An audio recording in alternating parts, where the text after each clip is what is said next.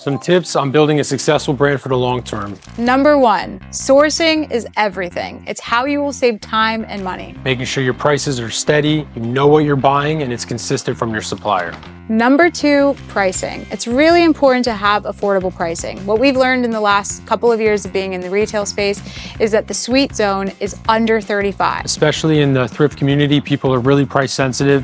So make sure you're checking those eBay comp prices and always filter for sold listings. You never want to compare to listings that have been online for years because the pricing's probably incorrect. Number 3, inventory tracking. It's really important to see what's selling and what's not selling and at what price point things are moving. So I highly recommend creating a system where you can track every item that's sold. You want to look at your sales data. Depending on what POS you're using, you really want to narrow it down as specific as you can. And at the end of each month, review your sales data and see what's selling for you, what's not selling for you. So when it comes to reordering again, you know exactly what you need.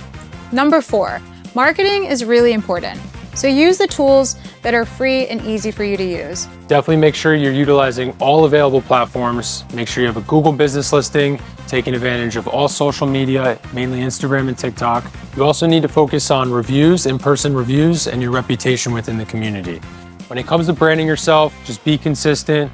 You want it to be relatable to people. You also want it to be familiar so they could recognize your brand and help spread the word about you. Things to keep in mind are consistency.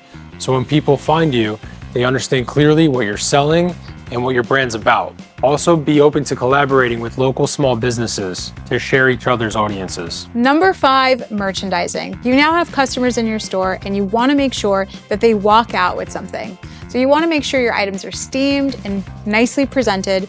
You also want to make sure that some of the items are in a category to make it easy for the customers to shop. It's really important that you're comparable to how people are familiar shopping for new clothing. We're trying to push secondhand to be mainstream here, and we need to give it a fair shot and make sure it's neat, your store is clean, the lighting's right, the music's good, and people are really enjoying themselves when they're in your store.